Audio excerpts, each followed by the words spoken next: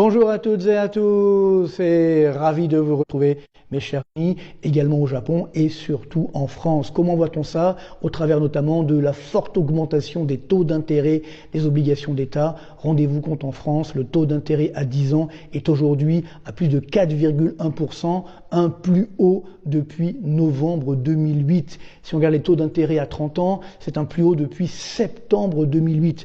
Des chiffres catastrophiques et surtout, l'écart se creuse avec nos voisins européens. Imaginez qu'aujourd'hui, l'écart de taux d'intérêt à 10 ans sur la dette publique entre la France et la Grèce est de 20 points de base, 0,2%. Quelque chose d'assez dramatique, presque de honteux, j'ai envie de dire, pour la France, mais malheureusement c'est justifié. On le voit, la France dérape d'un point de vue des comptes publics, sur le déficit, sur la dette publique, et puis parallèlement, il y a le budget 2027, il n'y a rien, c'est ça le problème.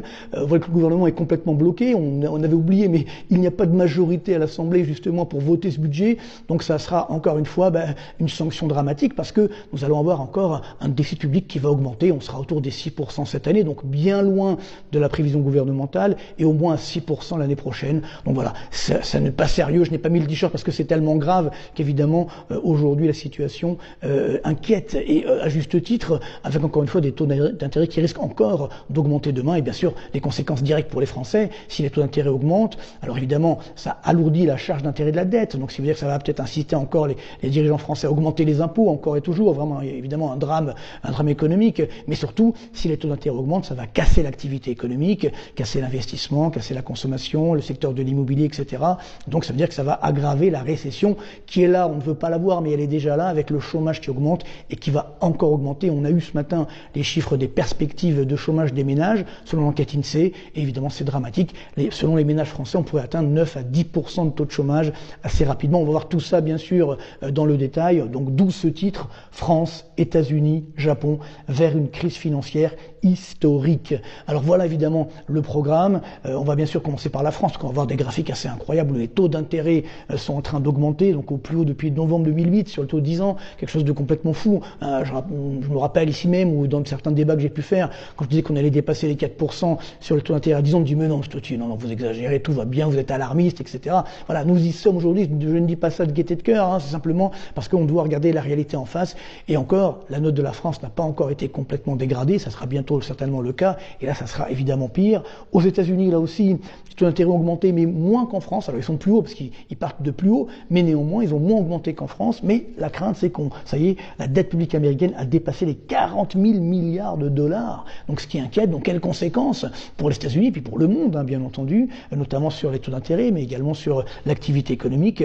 Au Japon, là aussi, taux d'intérêt à 10 ans, imaginez, au plus haut depuis 1996. Donc là aussi, si les Japonais ont des taux d'intérêt plus élevés, ils sont incités à investir chez eux, et donc ils vont moins investir à l'étranger. Le problème, c'est que nous, on a besoin des Japonais pour acheter notre dette. S'ils ne sont pas là, si aussi les pays du Golfe sont moins là parce qu'ils ont des dépenses à faire sur la reconstruction, on va dire, autour des puits pétroliers, etc. Et donc là aussi, on manque d'argent. Et on l'a vu, je l'ai évoqué ici même il y a quelques mois, la Banque de France s'est inquiétée. Elle a sorti une étude dans laquelle elle s'inquiétait en disant, la part des hedge funds, ça veut dire des fonds spéculatifs dans la détention de la dette publique française, ne cesse d'augmenter. Donc rendez-vous compte, aujourd'hui la France, je vous rappelle le chiffre, 57,5% de notre dette est détenue par des non-résidents, et de plus en plus de fonds spéculatifs. Donc voilà aujourd'hui où la France en est réduite, ça veut dire qu'elle est obligée de compter sur des fonds spéculatifs pour acheter sa dette. Donc imaginez le dérapage potentiel, et donc ça ne fait que commencer, j'ai envie de dire. Donc bien sûr, d'où la question de la semaine, vous êtes très nombreux à me la poser, pourquoi la crise de 2026-2027 pourrait être plus grave que celle de 2008-2009? On verra ça dans le détail, et malheureusement c'est déjà le cas. Alors bien sûr, on terminera avec la bonne nouvelle de la semaine. Il y a quand même une bonne nouvelle de la semaine, une bonne nouvelle très relative, va-t-on dire. Et puis bien sûr les citations de la semaine. Merci encore pour votre fidélité, pour vos citations, c'est important, pour vos messages, j'y réponds à chaque fois. Vous êtes vraiment formidables. La semaine dernière, donc malgré l'été, notre vidéo a fait plus de 150 000 vues, donc j'espère que ça sera encore mieux cette semaine. Donc merci beaucoup, donc n'hésitez pas à diffuser nos vidéos. La vérité économique est en train de l'emporter, c'est très important, parce qu'il y a encore quelques mois, quand on disait tout ça, on disait mais non, ce n'est pas vrai, tout va bien dans le meilleur des mondes. Et là ça y est, on ne peut plus, même les dirigeants ne peuvent peuvent plus mentir, ils sont face à la réalité, et donc là évidemment ça fait mal. Donc voilà, si vous avez pu diffuser notre vidéo, ceux qui l'ont vu ne sont pas surpris de ce qui est en train de se produire aujourd'hui, donc n'hésitez pas. Encore une fois, merci pour vos pouces vers le haut, c'est très important, ça me fait chaud au cœur là aussi. Merci pour